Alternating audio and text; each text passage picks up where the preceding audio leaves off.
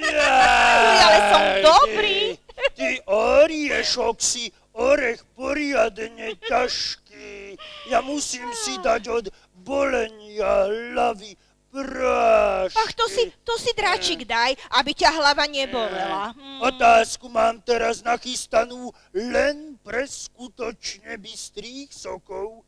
Počúvajte aj vy, deti. Počúvajte, kamaráti. Koľko krokov prejde vrabec za dlhých 100 Jeden. rokov a ja si idem umyť kastrol. 2, 3, ajajajajaj, to je ale riadna veda. To sa ani vypočítať nedá. Ak ja toto neuhádnem, zje ma drak miesto obeda. Deti, prosím, pomáhajte, dobrú radu, rýchlo dajte. Kamaráti moji milí, viete, koľko krokov prejde vrabec za dlhých 100 rokov? Koľko? Čože? Ani jeden? No ale čo potom robia vrabce na chodničku a na trávničku?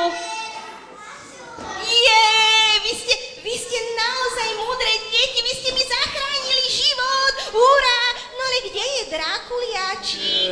Hádam sa ale nebojí. Už ťa môžem zjesť? Kde si nechal Dráčik oči? Čože? Na hlave. To vidím, veď vrabec nespraví ani krok. Ako to? Ten radšej skočí. Ešte raz vám ďakujem. Hrôza, hrozitánska hrôza. Veď ja ho budem musieť pustiť. Samozrejme. Tento smiešný, Čože? zvončekový panák. To akože ja? Všetko uhádol. No teda, od strachu som sa skoro prepadol, hádaniek, uhádli sme troje. A tento Drákuliačik ani nevie, že Gašparko je meno moje. Dobre, múdry Gašparkovič. Opäť si to doplietol. Prekonal si ma.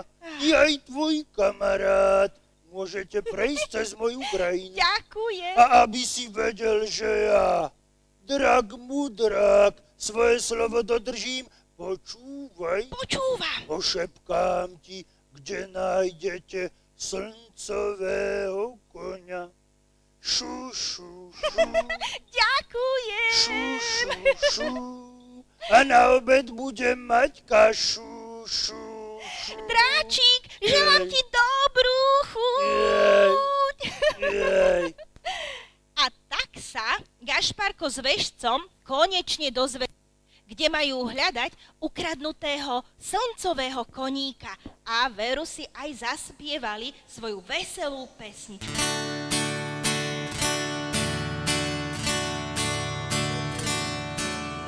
Ničoho sa nebojíme, keď sme dvaja dobre vieme, že sa nám nič nesmie stať. Budeme si pomáhať. La la la la.